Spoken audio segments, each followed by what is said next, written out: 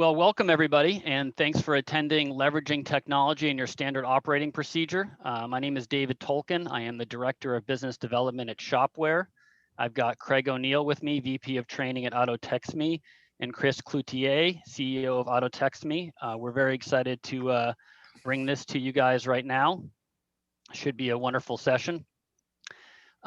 Just a couple housekeeping tips. This will be recorded, and so you will be able to access it from an email that we'll send out later.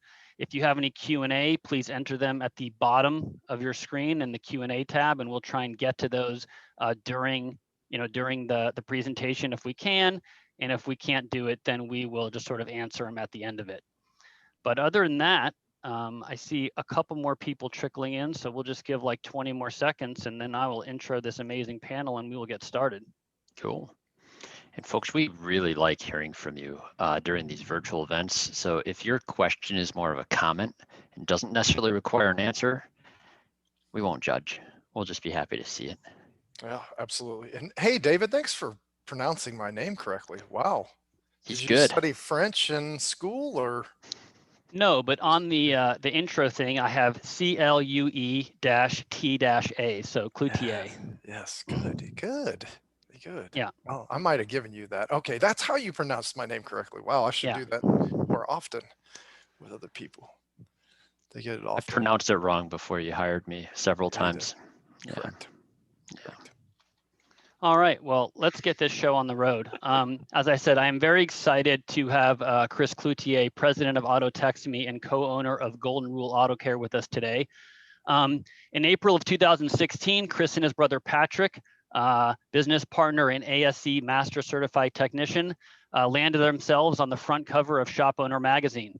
And their story told in this article about Golden Rule Auto Care yields success by putting its name to the test.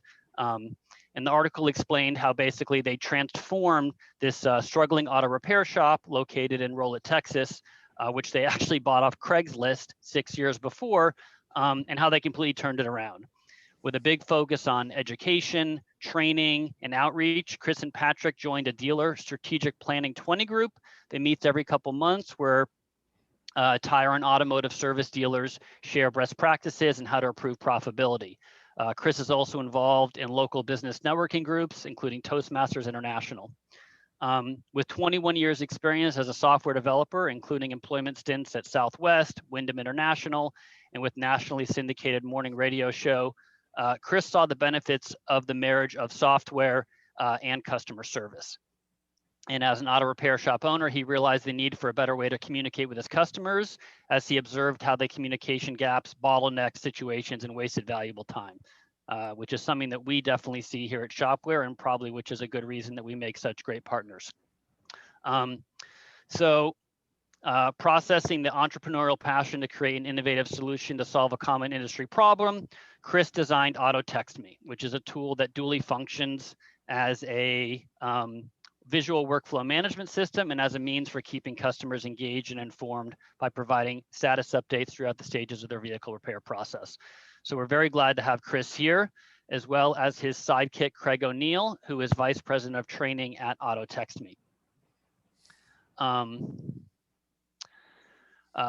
As chatting with Craig, he said, some people sort of join the automotive industry and other people are kind of born into it. As a fourth generation mechanic, Craig definitely falls into that born into it category. He spent his childhood summers hanging around the family transmission shop, frequently listening to his dad explain complex transmission problems in a way that was actually easy to understand. In 2003, after college, Craig returned to the family business, working full-time at the shop, and with his leadership was able to take that shop to over 1 million gross for the first time ever since they even had the shop. He's always had a real strong interest in technology and DVI and texting, and quickly realized, like Chris did, what positive influence that type of activity could have on a shop when you bring technology and customer service in together. By 2015, Craig was thinking of taking over the family shop, but quickly realized that, maybe that wasn't the exact way to go. And in 2017, he left the business, which which Chris was probably happy about, because in 2018 he joined the AutoTextMe team and has worked there developing training processes to help shops of all sizes learn to sort of master those two things that I said, both Chris and Craig have a passion for, which is taking technology and processes in digital enterprises and bring them into the shop. So those are kind of a long-winded introduction, but these are two amazing guys and we're really happy to have them here. So with that, I'm going to pass things over to Craig and let him take it away from here. Thanks so much, David. Really appreciate that. Yeah, we appreciate the intro, David. What about yourself?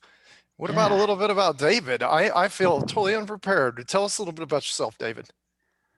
Well, I have a long background in this industry as well, mostly in the CRM and reputational management space, going back to 2011.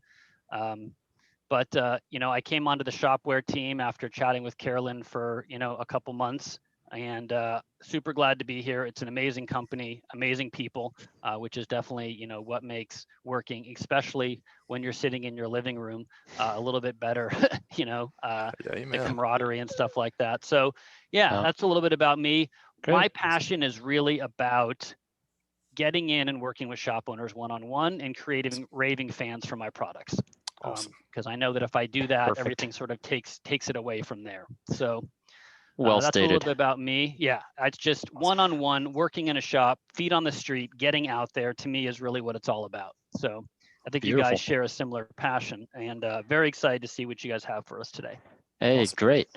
Well, folks, I think we do share the passion for working with auto repair shops. One of my other passions is baseball.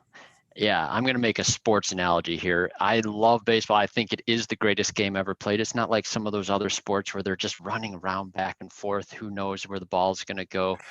Yeah, that's a soccer Would be joke, soccer Chris. there, yeah, Craig, you're and absolutely I don't correct. appreciate that. But that's okay, and hopefully some other people who enjoyed the pitch didn't appreciate that as well. But I do respect baseball.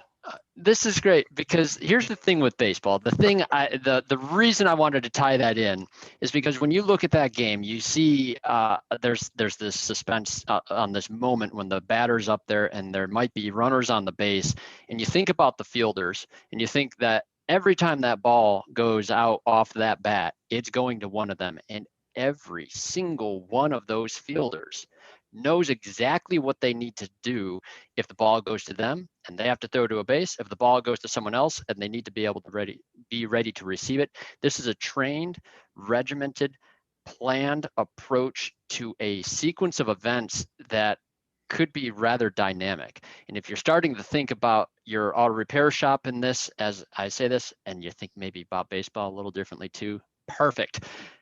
What you're looking at right now on your screen is a workflow. A lot more than 4 bases on this. This analogy is going to break down a lot more than just on that. But that's okay. The analogy can break down all we want. There's multiple at-bats and multiple innings in baseball, so we get another chance repeatedly. What I want to point out is standard operating procedures, workflow, and process. There's a difference between these things. A standard operating procedure, that is something I generally will ask a shop if they have before we start consulting on a digital workflow process. And I do want to put a poll up right now as well. I want to hear from each of you on whether you currently have a documented standard operating procedure. And I do mean a documented standard operating procedure, folks, not a, the thing we kind of do every time, but not every time, a documented procedure. So go ahead and take a look at the poll there, and we'll have a few more questions for you as well. Now, I know the answer by and large. It might not be the same answer that you get for people attending training during the day, but a lot of shops do not have this. This does make for a challenge going into a digital process, but not an insurmountable one. Actually, going into a digital process compared to a more traditional approach does sort of force you into thinking about the way you're currently doing things, and actually becomes something of a trigger for starting to define the approach. Craig, and I just want to interject that most shops do have a process. All shops have a process, just like you said. It's keeping that process a little tight, or tighter than making it as loose, because you have a loose process, you have some sort of check-in process, you have some sort of inspection process, you have all these sub processes as well as this overarching process, but you may not have it documented and you may not be following it. And we know that if we don't have a roadmap to follow, we can get lost. And I like the trainer's Precisely. analogies of, how do you know where when you go on vacation, do you just start driving into one direction, or do you know where you're going? Do you know how you're going to get there? Do you know how much you're going to spend? Do you budget everything? And then do you typically follow that whole path when you go on vacation? Typically you do. Why wouldn't you do that for your shop or for your business? Absolutely. And one of the tips that I've heard too is when you're trying to think about the process and assigning who does what and where, sometimes beginning with the end picture of that process in mind, that actually is an excellent exercise. You can think about what happens when you're closing out the customer, whether you're taking payment electronically, by text, by any other means. You can think about it right in reverse, and that does kind of help you figure out how we got to that beginning point. In this particular demonstration, we're gonna walk through a general process that we have laid out. This is a pretty standard workflow. Should We're we gonna end go this through poll, Craig, so it's not up on everyone's Yeah, screen? go ahead. Yeah, let's definitely, thank you. And we'll share these results momentarily. Thanks, David. Now, with this workflow, this is actually tied together with Shop-Ware. We mentioned before, we're really thankful for this partnership. And one of the things I deeply, deeply appreciate with Shop-Ware is it does allow you to define your statuses in your shop. This is not true on all systems, and this, in this case, makes things much easier for integration. I have in here a few tickets started, and starting a ticket is going to begin in one of two phases in your shop. A customer's either going to walk in, call and ask if they can come in right now, or you're going to schedule an appointment. Now, in this particular example, we already have a couple things on the board here. These are two tickets currently on the shop, and we also have an appointment in here. These appointments can be synchronized. I do like to draw attention to key integration points because we don't want to have behaviors repeated in two different systems. You put the appointment and the due in on inside of Shop-Ware, it will appear in AutoTextMe. This due in right there is the field that you're looking at. Now, process-wise, I think it's a given. Your service writer, your customer service rep is going to be the one starting a ticket. Getting key pieces of input should be a part of that process. It should go unstated, but it can't be. You need a name, you need a number, you need a year, make, and model. You need to gather emails. Chris, I assume you're asking all these things on your guys as well. Absolutely. Absolutely. Collecting that information on check-in is pertinent to the process. That way Yep. you fill in as much as the information as you can. You don't have gaps later on down in the process. Absolutely. Especially in digital communication, whether or not they want to be communicated via text or via email or via phone. That's important information to collect. Yep, and we make that a part of the procedure. In our shop, it was required. I asked our service advisors to make sure they're getting email, make sure they're getting the mobile number so that they will be able to be texted. It should go unstated. It seems so obvious, but these are some key things you have to document. Otherwise, if you're journeying into any of these platforms or any digital practice at all, you're going to find yourself quickly having to do something you've never done before. Now, once that vehicle's in and started, that check-in status, this is a status that can be used to communicate our team, because we know the service advisor is getting that basic ticket info, but that key handoff between the service advisor and technician has to be handled a particular way. With user mapping, this makes it pretty simple. You can assign technicians in either system, of course. It's going to be recognized in here.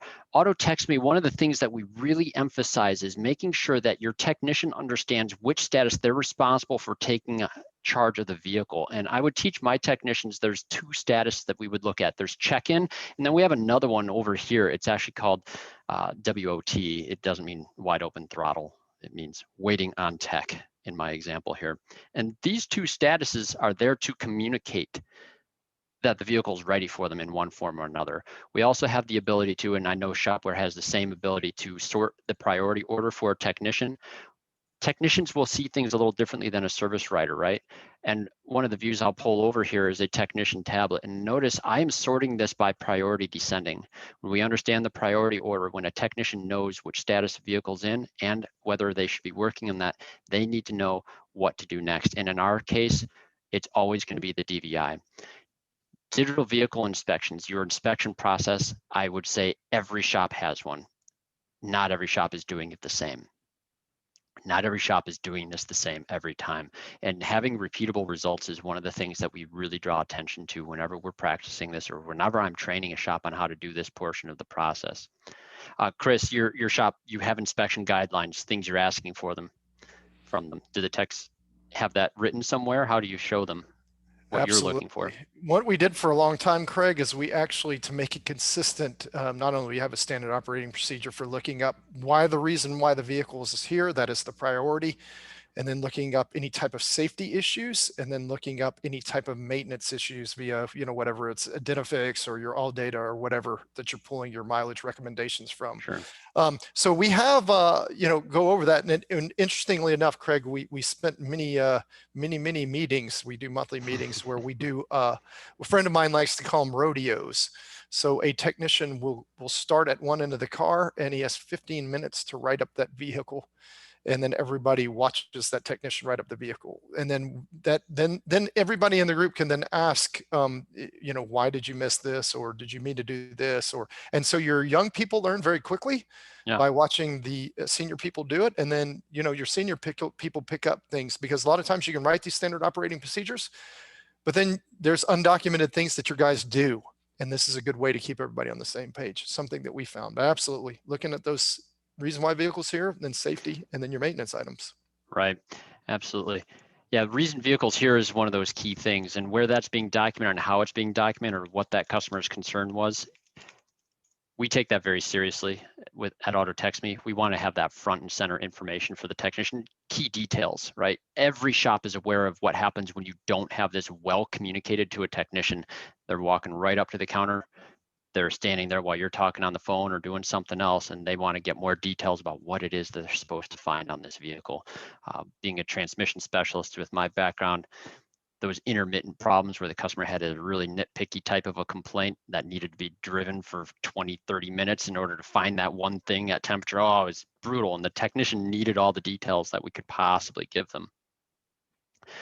Getting service advisors to put this in a place that the technician is going to look for it every single time, a noteworthy point on any process.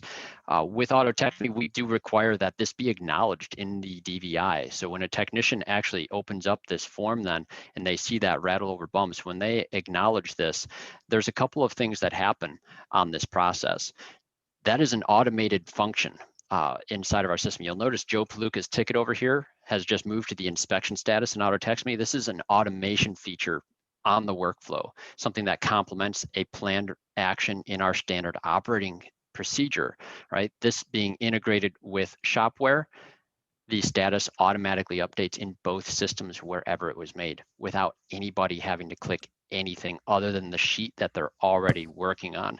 This is one of those key integration elements that I cannot stress enough, that as an advantage to having a well-defined process, when we move through this DVI, there is of course the ability to add pictures.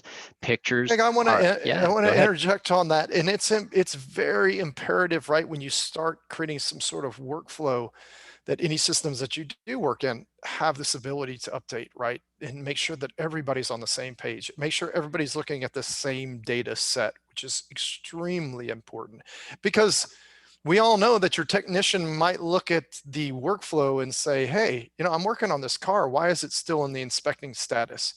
Like Craig defined earlier, your outfielder can still talk to your infielder and say, hey, you need me to move a little more to the left, or you need to move a little more to the right, because this guy's a lefty.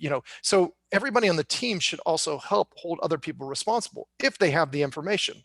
Once again, if the outfielder knows a little more based off of the batter that's up to the bat, and he knows that this guy's going to pull hard left, then he's going to help redirect the infield to in that position as well. So I think you need to understand that, right? And that's a good point to make, that the communication is imperative between inside, outside, and between the different roles. And everybody, when this is exposed to everybody, has this ability to keep everybody on track. I just realized you know more about baseball than I know about soccer, by the way. I played baseball actually, and all the way up through high school, and actually played almost in college. What you said played soccer later because I didn't like baseball as much as I like soccer. It's too bad. Yeah. Well, what you just said is exactly one of those things that I run into this with service advisors frequently when they start to look at a workflow like this. They look at this, it's like, oh, this is just one more thing to keep updated. And if that's how you're looking at this, well, let's make another analogy. Think of it like a relay race. You can't run this whole race on your own.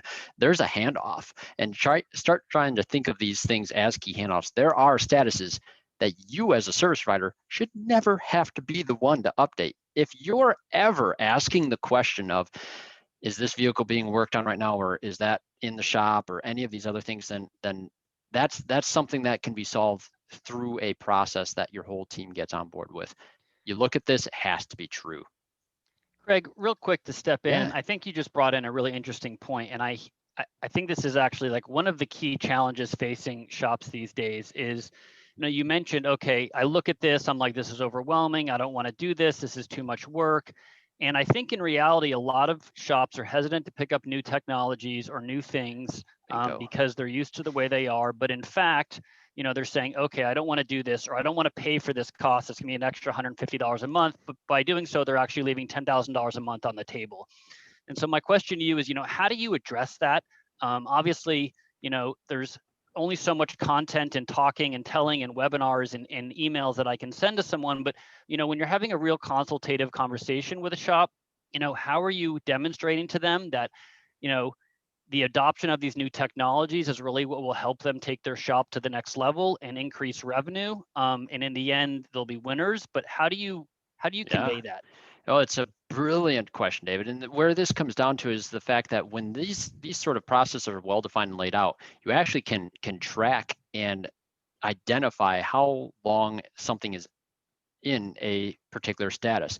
That length of time between check-in to the point where work is approved and a technician actually begins servicing the vehicle is very frequently lost production time. By using the communication pieces built into status updates like this, you're going to keep the customer engaged in where the vehicle's at in the process. You're going to reduce the amount of time it takes them to start engaging the authorizations, especially if you're using an electronic authorization form as well. And you're going through quicker approvals, have more production time in the bay. There's a lot we could talk about on bay efficiency, and there's a lot of cool things that I know Chris would be happy to share and discuss on that topic here later as well. But ultimately, to answer David's question, what this process can do when it's well defined and everything's clicking along like it's supposed to, is you're going to be able to manage the amount of time easier through the data and everything else, and you will see you can reduce that period of time between approvals. Thanks. Yeah, that makes a lot of sense. Absolutely. No, it's a wonderful question. And related to this, we're going to go back into the DVI just for a moment. And I'm not going to spend a lot of time in here. I think a lot of people are starting to get used to what a DVI is, what it can do process-wise. Get the guys doing things the same way every time. There's a few things I added here. Profile images, same thing every time. Car comes in, if it's first visit with us, it's getting a profile image, it's getting the VIN sticker and the tire placard, both documented with the vehicle. This stuff follows that vehicle around. That information's at your fingertips, ready to go anytime you need it. Any service advisor, whoever's had to go and get the production date off of the VIN sticker while the vehicle's up in the air on a side-by-side hoist while you have a parts guy on hold so you can get the correct thing ordered for the technician in a timely fashion, knows exactly what I'm talking about and why it's nice to have at your fingertips. The other thing that I see a lot of shops lacking is documentation of the condition the vehicle is brought in at. This will help you to prevent any of those damage claims that you are pretty sure aren't legitimate that the customer might be bringing, but you can't argue with the customer on this point. It's a common thing. Do this every visit. We also want to make sure we get pictures for anything marked red or yellow. Now, we make things pretty simple to go through on our DVIs. You can filter things out, you can take the pictures, and of course, you can add markups as well. Simple to take a picture, upload it, add a note. You can have anything, if you have previous notes, you can see those from previous inspections, or you can just say whatever you need to say about the item condition and make your recommendations. We ask for this on anything the technician finds. We don't want to have a situation where a service advisor had a few scratched out notes on a pad of paper, has to try to build an estimate from that without any details. And we also want to be able to educate the customer on what it is that we're talking about. Educating the customer is a part of the process. Marking up images, sway bar links, boot torn, cause of rattle. All these sort of captions can be added by either technician or service advisor. Who does this in your shop? Actually, Chris, this would be a great question for you. Who does this in your shop? Technicians or service advisors? It's shared responsibility between the technicians and the service advisors. So what I like is that our technicians do the initial inspection, they do the initial write-up, they do initial markings, and then before it's sent out, I like my service advisors to go in and clarify everything, right? I mean, a true service advisor, if we think about it, and there's a lot of shops that don't have service advisors, they have CSRs, or there's some shops that their technicians communicate directly with consumers. I choose to have the model where we have the service advisors and service writers, and that's their job, is to advise. And that means to translate geek. I speak geek when it comes to code. And if I were to speak PHP, Perl, Java, or C# or nobody would understand me except for another developer. But if I were to say, hey, we're going to go, create a program that's going to upload images and allow you to mark it up, then everybody's going to go, oh, I get it, right? So I think it's very important that your service advisors look at it through the lens of the customer. Your customer's not going to necessarily know. I love the image you just brought up, Craig. I have been in auto repair for 10, 11 years. And if you just showed me that and you didn't tell me what it was, I would probably struggle. Now, I wasn't a technician before becoming an owner, but I've certainly looked at a lot of cars. But I can certainly tell that there's something wrong with it. And I think that's what's going to happen with your customers, is you're going to build that transparency and trust. And the transparency is, hey, I know this is on my car. Wow, I didn't know it looked like that. Yeah, it looks bad to me. Yeah, let's get it fixed. Absolutely. Much can be said on these images. With all this data here, how do we let the service advisor know that this is ready for them to consume so they can begin their preparations to share with the client? You click complete in this case. We've submitted this inspection, and you'll notice that it automatically updated in real time into the estimating status. The neat thing about this is now we're tracking our estimation time.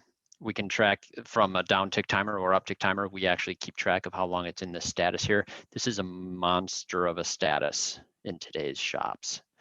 How this gets managed from here, building out estimates. Service advisors get notified. You open up the inspection. That should be a familiar screen now based on the screen we were just in. And as Chris is saying, we want to prepare this. We want to review this. We're going to use this data.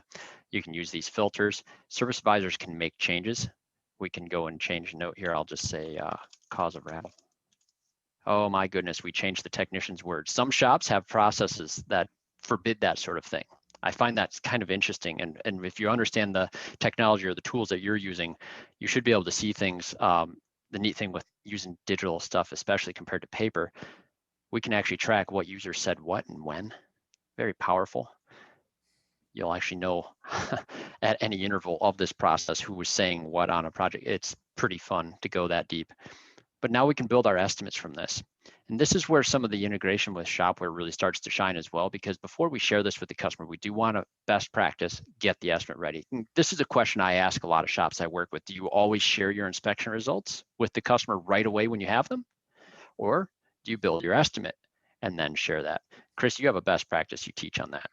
Best practice is to have the estimate ready, to have it built. Absolutely. Because the next thing that customer is going to do is they're going to ask how much. Now we have about a 15-minute window that we wait. So we'll build the estimate and then we'll wait about 15 minutes. And if we don't hear from them, then we will send the text or the transmission to tell them to go ahead and talk to us. Most of the time, within 5 minutes of sending this inspection, you will get a customer calling you back. And their first question typically is how much? Yep. Yeah, it's true. I've had the conversation the other direction, of course, where a customer doesn't have the estimate in front of them. They just want to talk about what's wrong with their car. That's fun, but having everything ready to go. Remember, our goal is to try to get action going in the bay as quick as possible. We want to get all of our ducks in a row. Now, we can push these notes directly into Shop-Ware. This is an advantage for any service advisor who needs to go and build an estimate based off these things. It's very simple then in Shop-Ware to go and build your recommended service. I believe I have a sway bar link job in here somewhere. Hey, look at that. I do. Put my CAN job on as a recommended service, and that's a part of our published note then, and we can move on. So let's publish that now. You'll notice that when we push back in, these are published notes to any Shop-Ware users with us today. That'll all be there. You can still share these directly from Shop-Ware, of course. I'll tell you, a lot of the existing clients with Shop-Ware and AutoTextMe, when they're ready to share this with the customer, they'll copy that share link and they'll communicate that through the communication, the two-way communication inside of AutoTextMe. And so you can share that link directly from there. So it's in that same thread of communication. Being two-way, this is a great spot for that. Obviously, you have a variety of options here. That is one of those procedural things that you would want to define for your advisors. Of course, the customer can then see that link. Well, as soon as they have that, we're going to cheat here. Actually, I'm going to go ahead and paste that same link into my other Chrome view, and you'll see what the customer sees. And this is where an interesting part of the process comes into play. This is something that's really only become mainstream. I remember when Shop-Ware was first coming out and the idea of these electronic forms was there, it changes your process from our conventional means of calling the customer and getting a voicemail and having to go through this stuff. I still leverage both things. I usually like to have the conversation before this, but everyone's different and every shop may have a different process. This is absolutely brilliant though. Once you can start defining how this approach should be taken by your advisors, I think that makes this an even stronger ability to leverage. There's some things that go right along with AutoTextMe on this as well. Customers, when they're sent the DVI, this is sent just as the inspection. So if we go and we send Joe Paluca's inspection out, we'll just send it by text and email, and a single click here, it sends it both ways. I'm also going to cheat here too. I'm going to take that link and I'm going to open this up in a fresh tab. And what the customers are going to see in this, first off, is a button to click that says View Inspection. I do like to demonstrate this in cell phone size, as you get to see any shop branding that you would have it be your logo at the top. You can see the customer concern and any issues that you identified related to it.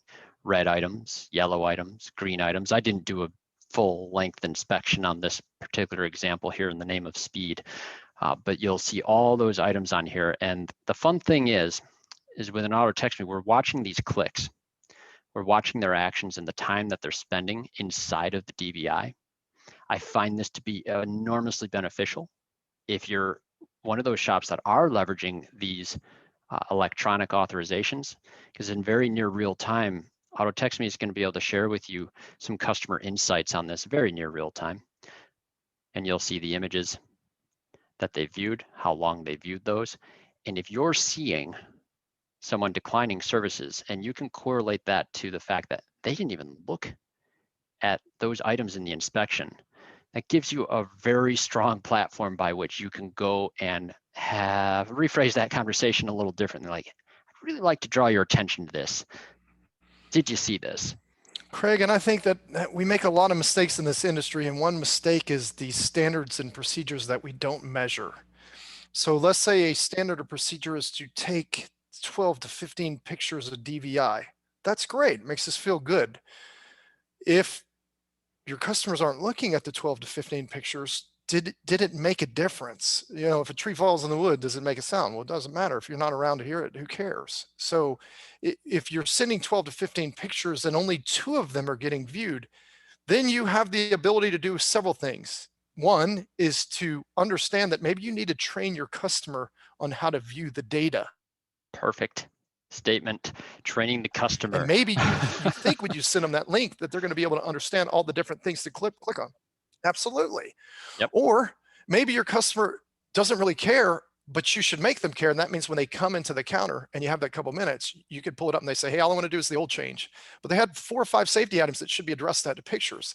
Then your service writer has the ability to then pull up that inspection and say, hey, here's a couple of pictures that I really want to bring your attention to, right? And this is on your inspection. And you know, every time you come in, we send you this inspection, and the inspection is going to be a health report, right? That you should pay attention to. I mean, I think there's a lot of information, but if you don't have the information to be able to leverage it, then you make assumptions, and assumptions, you know, as everybody says, makes a problem with you and me. Assumption is that you start taking pictures and sending and using electronic systems, that your ARO is going to increase. And I find we've talked about this a number of times, where if part of the process does not actually include the service advisor sending the inspection results, sharing those images, and leveraging it in whatever conversation, whether it be electronic or verbal, then that work by the technician to present that electronic information is really for naught. It isn't just that the pictures exist that makes it strong, it's how they get used that has to get And nailed Craig, down. you asked what's our part of your question earlier, and I apologize for not answering this. Do we have a procedure on sending the inspections? And we Yeah. send them whether they're sitting in the waiting room or whether they're remote, because we Good know point. that what will happen is that they'll go home and they'll sit with their significant other and they will look at this information, and they will come back in 2 weeks later and say, hey, you know, that 3-part cleaner that, you know, you guys suggest, you know, I talked with my significant other and we think that it would be something that we should get done. Happens all the time in both of my shops, all of the Absolutely. time. I see this for text updates too. Same thing. Like, well, why would I send them the updates when they're in the waiting room? It's like, because their phone's in their hand and you can communicate with them And easily. they still don't know what's going on. Just because No. the car's sitting out in the bay doesn't mean Absolutely they not. Do you want think them walking anything's up to the happening. counter and talking to you while you're on the phone? That's Correct. always fun. And that I starts agree an with old 10, 15-minute conversation on other things too.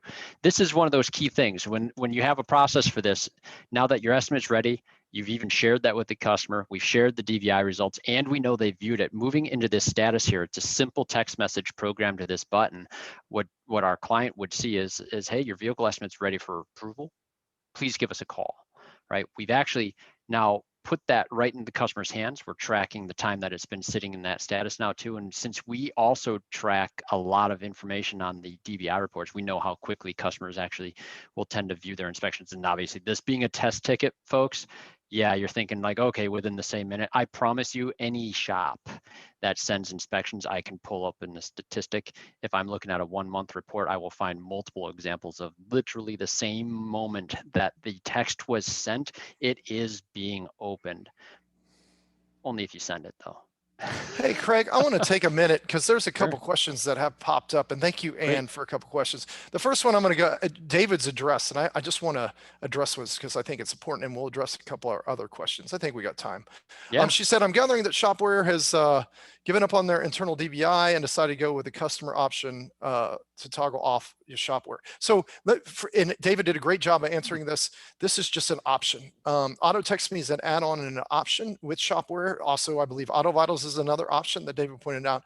We're just glad to be a part of the team. So what we always say is we live in America, thank God, and we don't have to eat Taco Bell every day. If you like Taco Bell, I apologize, but you have options. You have the ability to go to Burger King or Whataburger if you live in Texas.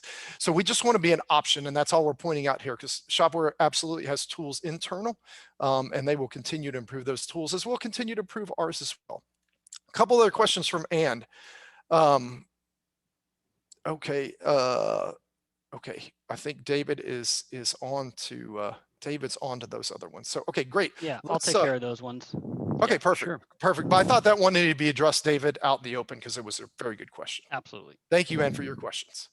I saw a note on approval piece, and that's kind of where I wanted to go next too. And approvals, whether they're happening from the customer or they're being spoken to the service advisor, right? We'll go ahead and confirm this job here in Shop-Ware. If you have received approvals as a service advisor, one of the things that, and this is a procedural piece that I find very important, is going into your digital inspection, and AutoTextMe here, we're going to show this, and mark the jobs that were approved here as well. If they were authorizing the sway bar links, we're going to mark that here. Why is this important when you have something like this in your shop management system? It's really a true or false question in this. Does everything that gets identified get estimated every single time in the shop? That might be the goal. Everyone's heard of the 300% rule. Unfortunately, Craig, it does not. And I am I'm living proof of that in my shops. Unfortunately, it happens where not everything gets estimated that gets written up on a ticket. Hey, in baseballs, it's called an error. Right. We shoot for 100%, but we don't. Yep. It's key. Now, our follow-ups and recommendations are going to be based on what we inspected, and having an inspection form separate from an estimate makes that a little bit easier. And so we do like to draw attention that there's something called a rainy day folder, folks, and you're not going to get approvals on everything that you do. This is one of those features where you can actually look and see how many jobs were left outstanding from just raw an inspection. Keeping this up to date inside of your system so that it matches your shop management system would be one of those key processes. And this can be, of course, audited if you need to. I do recommend changing those before you follow up with people. That's a whole separate conversation on follow-ups. The key point that I want to draw attention to on that is you got to track what is actually getting approved in your inspections. It is a management process for the client's vehicle. This isn't just some sales gimmick for the here and now. This is a health document that they can make informed buying decisions on for the life of their ownership of that car. Now, the rest of this process, I'm going to fast forward a little bit here. We could talk for a while on dispatching, on work orders and digital work orders. There's lots of things between Shop-Ware and everything that can do that. What I want to jump to actually is going to be the quality control portion of the process. What happens when a technician has finished the job? With the time that we have left, this is one of those questions that I ask in addition to the standard operating procedures. Do you have a quality control process? A documented quality control process. And I know there's technician owners with us here today. I know there's probably some technicians as well. And when you think about quality control, immediately you start thinking about, all right, torque specs on that valve body. Yeah, how am I going to put a sheet together on all these things? Like, we're not talking about procedural assessment and doing everything to spec. We're talking about what your client is actually going to be seeing when they pick up the car. The proof of the fact that we did a thorough job is going to be in their initial experience right away when they hop in and drive away. Chris, your take on this, I find very, very helpful. I think it's very important to understand that quality control isn't a albatross around the neck of the shop. I think it's something that we owe it to ourselves to do. We bring this subject up often in different training sessions, and you get mixed reactions, as you said. So technicians get offended because they say, well, what are you saying? I don't do the job correct. Owners get offended because they say, well, you must have really bad, poor people and hired poor people if they don't know how to do the job correct. I think what we need to understand is people make mistakes. We all make mistakes. None of us are without mistakes. I brought this over from the software industry. Like, you don't get to quality control your own code. We call it QA, or quality assurance, in the software industry. Somebody else looks at it, because the developer is going to solve for the problem. They're not going to think about the side effects they may create. And the same thing's going to happen with your technician. They're going to go straight for the problem. They're not going to think about the ancillary things that could happen. They're not going to necessarily be concerned about the glob of grease they may or may not have got on the steering wheel. They fixed the problem. They fixed the diag that nobody else could fix, and that's what they're focused on. They're not focused on, the other things that may or may, the little bit of smudge on the door handle. If your customer is very particular about the cleanliness of their car, and yeah, you fixed the one diag problem that nobody else could fix, but they see the smudge on the handle, and that's something they're very particular about, you've just ruined the experience that customer could have had in your shop. And why give one customer any excuse not to come back? So I think final quality control is having that ability to go look things over and guarantee that it's going to get back to a customer in better shape than it came into your shop. And it's not a negative against your shop. It's exactly. You find the issue before the customer finds the issue. I think that's what I can't stress it enough. And once again, I have some of the best guys in the industry. I believe my technicians, they're all ASC certified. I have master technicians. They're fantastic, but we make mistakes. We all make mistakes. Ask my wife. Well, you're right, Chris. It's not about beating up the guy that made the mistake. This is about celebrating the fact that we have a quality control process that works. The more things you find, the better it works, right? And now I have seen shops without any guidance go through some steps of trying to make a quality control report, and they have a whole bunch of perfect quality control reports. They're all green. Look, Mr. Customer, right? It's not for the customer, guys. This is for your internal assessment of how the vehicle's going. Every one of us has that horror story of somebody going out to the car and it didn't start, or missing keys, or greasy floor mats. You name it, it's probably happened to all of us. And I'll say this in this format because I'm not talking to anybody directly. Look, your shop makes mistakes. It does. And it's hard. It's none of us want to admit that, but it does, right? So here's something, and measure this, right? Because if you measure it, then you can manage it. If you can't measure something, it's very hard to manage. And Can't that's measure what it unless it's technology does. honest. You can't do it And it has unless to it's be honest as honest. well. Yeah, and this is where the question needs to come for your part of this part of the process. And I encourage everyone to think about this portion of the process and create a checklist of things that you must check on every car, right? Who's going to do it? I'll tell you the best answer I have for you on-site owners especially, it's you. If you want to see an insight into how well this is going right out of the gate, you should be the first person that does this every single car. Chris, you did this when you first digitized this sort of thing for several weeks. It was just you, right? I did. It was just me, and now we have our service advisors do it. And depending on where you go to and who you speak with, and there's a lot of different training companies that teach on quality control now and quality assurance. And whether it's the technician, whether it's the service advisor, whether it's the owner, we personally like the service advisors to do it because they're the one who feels the pain when the customer walks back through the door. Yep. Your technician does not see the customer turn around, go to their car, get their keys, pay the bill, and then get in their car, and then 5 minutes later come back through the door. If you're a service advisor, you understand what it feels like for your heart to sink. Oh, it's terrible. And so I believe, yeah, absolutely. So your technician doesn't see that. They don't feel the pain. So that's why I like my service advisors. Craig, we've tracked this because we have the ability with our digital tools to track this.